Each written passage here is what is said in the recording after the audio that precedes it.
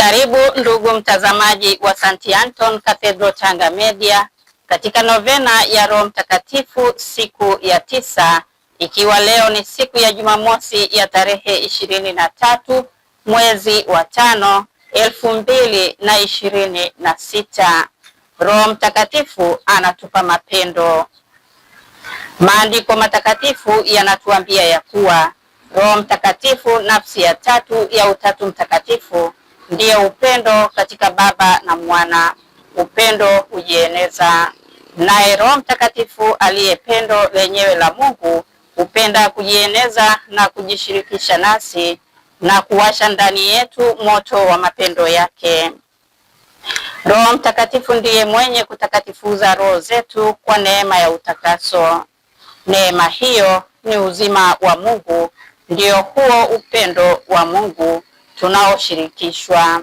Roho isiyo na neema ya utakaso imetengana na Mungu, haina uzima wake, haina upendo wake, kwa hiyo haiwezi pia kuwa na mapendo ya kweli. Ingawa tunaona ishara nyingi za watu kupendana kindugu hapa duniani, mapendo hayo siyo mapendo ya kweli, wala si kamili kama hayatokani na neema ya utakaso rohoni mwa mtu. Kama hakuna neema ya utakaso ndani yetu, Mungu pia hayupo kati yetu. Roho Mtakatifu anatuunganisha na Mungu katika upendo. Pasipo na mapendo hapana mapatano, hapana masikilizano wala muungano. Watu wanaopendana wanaungana na kulingana katika fikra zao na nia zao.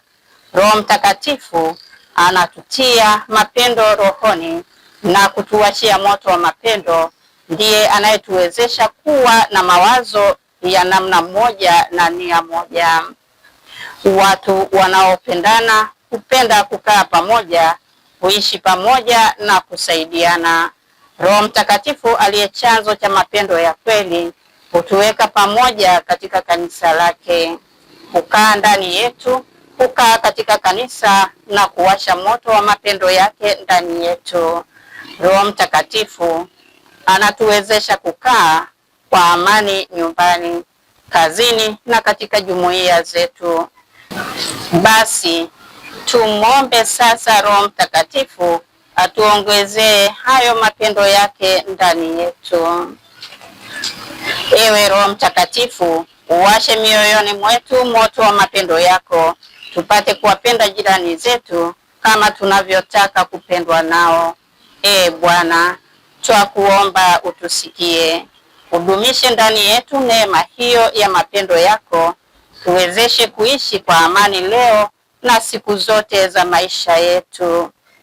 Bwana, twakuomba utusikie. Utujalie neema na nguvu za kutekeleza mema yote tunayokusudia kuyatenda. Bwana, twakuomba utusikie. Uongoze nia zetu na mapendo yetu yalingane na juhudi zetu za kutaka kuleta mafanikio ya roho na mwili kati yetu. Bwana, twakuomba utusikie. Utubariki ili baada ya maombi haya tuwe na juhudi ya kutimiza vema zaidi wajibu wetu wa Kikristo kwa moyo mkuu. Bwana, twakuomba utusikie. Utuwezeshe kueneza mapendo na amani kati yetu na katika jumuiya zetu za Kikristo.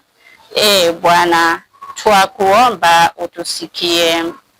Utuwezeshe kuwa kweli chachu ya wema na mapendano kati ya watu, ili nao wapate rehema zako kwa maombezi yetu. Bwana, twakuomba utusikie. Tuombe. Mungu, tunakushukuru kwa neema ulizotujalia hata tukaweza kuifanya ibada hii ya novena takatifu mpaka mwisho. Utujalie neema yote tuliyoomba, utusaidie kutekeleza yote yale tuliyokusudia kutenda. Tunaomba hayo kwa njia ya Kristo Bwana wetu. Amina.